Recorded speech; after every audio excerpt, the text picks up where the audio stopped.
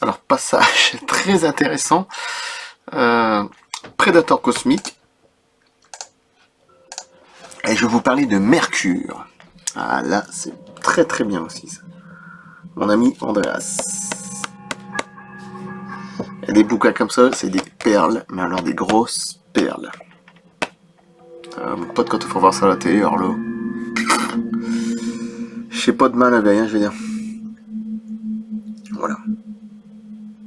Prédateur cosmique de Andreas. Édition Book Odyssey. Odyssey. Alors, Mercure, page 133. C'est pas très long, je pense. Voilà, Mercure. Orbitant à environ 58 millions de kilomètres du Soleil, juste à côté quoi, la planète Mercure en est aussi la plus proche. On devrait logiquement penser qu'elle est également la plus chaude. C'est une erreur, car malgré les 400 degrés Celsius qu'atteint parfois son côté diurne, elle reste en dessous de 460 degrés Celsius de Vénus. Ouais, c'est Vénus la plus chaude.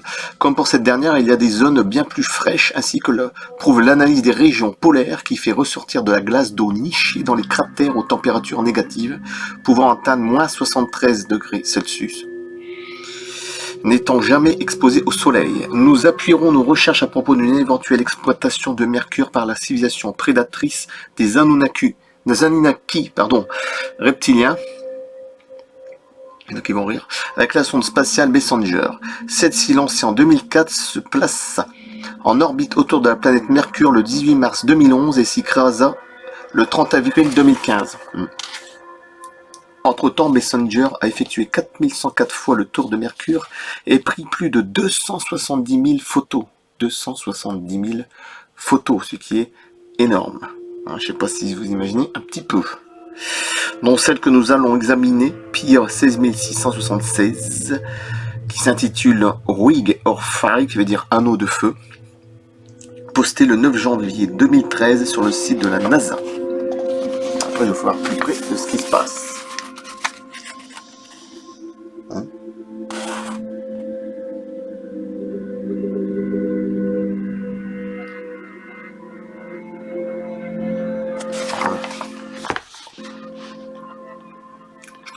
Oui. Un simple agrandissement du cratère central encadré en haut révèle qu'il abrite des bâtiments que l'on pourrait facilement qualifier de complexes industriels. Étonnamment, je ferai des photos d'ailleurs, les constructions sont à peine cachées. Peut-être les retoucheurs d'images ont-ils jugé une personne n'irait s'imaginer que Mercure puisse être colonisé.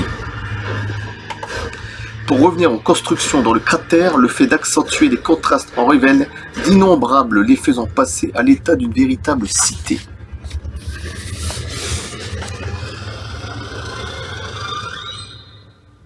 Voilà, et si on regarde bien, c'est choquant. Hein. Effectivement, il y a des structures. Hein. Ça, c'est sûr et certain. C'est pas un hasard. De toute façon, Mercure, Lune, la Lune, Mars, Neptune, Uranus, et j'en passe. Il semblerait même que des constructions se trouvent tout autour du cratère, le même procédé appliqué au cratère dans l'encadrement de droite. Je vais faire voir après. Tout d'ailleurs donne les mêmes résultats. Mercure semble tout aussi colonisé que les autres planètes. Encore une. Nous voilà arrivés au bout de notre voyage et avec lui les prises de vue contenant des structures artificielles. Mais nous n'avons jamais fait survoler le système solaire et il va falloir parier que la majorité, sinon l'ensemble de Tiamat, soit aux mains de ceux que les Sumériens appelaient Anunnaki. Que ces derniers soient ou non de type reptilien, ils sont de toute évidence de redoutables prédateurs cosmiques. Avant de se poser la question quant à leur véritable but vis-à-vis de l'humanité. Il nous reste à déterminer d'où viendrait cette super-civilisation, parce que c'est une super-civilisation, ça forcément. De nouveau, la réponse se trouverait dans les textes antiques, et je vous faut voir tout dans la gueule. Je peux pas faire mieux, hein. Ok ? Pas de hasard. Voilà. Ouais, et ça grouille de plein de structures. Ah bah ça se voit de toute façon, regardez les ombres derrière, tout ça au milieu, tout partout. C'est monstrueux. Il y a plein de bâtiments, je ne sais pas quoi. Si vous regardez bien, oui, c'est pas des. Il n'y a pas de trucage, hein. On voit des sortes de dômes apparemment. Ici, voilà, on a l'impression qu'il y a des sortes de dômes, je ne sais pas quoi là au-dessus. Là, c'est assez curieux les formes. Là, il y a une sorte de cylindre, je ne sais pas quoi par terre. Là, pareil. Une sorte de bâtiment là, ici. Après, je sais pas, c'est peut-être l'œil ou l'hypnose, je vais dire, enfin l'hypnose, je vais dire optique, mais ça m'étonnerait gros comme une maison.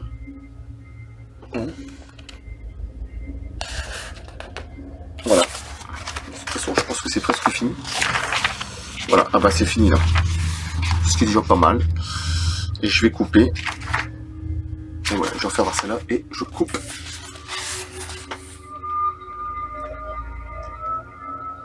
Oui, oui.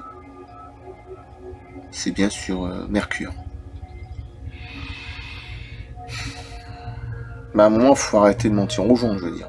C'est tout, on le sait. La Lune, déjà, on sait très bien que voilà, il y a des structures, il y a même des ovnis qui sortent de là. Même la Lune en elle-même, de toute façon, on se demande si c'est pas un vaisseau spatial. Ah, ça paraît complètement dingue, hein. On peut me foutre une camisole, mais bon. Faut pas oublier que. C'est Jean-Claude Bourré, hein, c'est Jean-Claude. Jean-Claude Bourré, oui, a quand même dit que. Il y a peut-être même des extraterrestres parmi nous. Hein.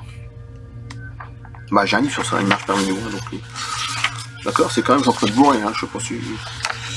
Ah, bref, bon, alors je coupe. Merci et à bientôt. C'était une petite vidéo. Bon, 7-8 minutes, mais c'est pas mal. Prédateur cosmique de Andreas, édition Book Odyssey. Et je coupe. Et c'était Mercure, que j'avais pas fait. Que je la remettrai sur Vimeo. Parce que je suis sur Vimeo aussi. Voilà. Parfois vous tapez Galaxy One sur Vimeo, G-A-L-A-X-Y, bah, comme sur mon truc. C'est pareil, One. O, ce qui veut dire, voilà. En français, c'est pas compliqué. Galaxy 1. Ou l'inverse, une galaxie. Voilà. Prédateur cosmique.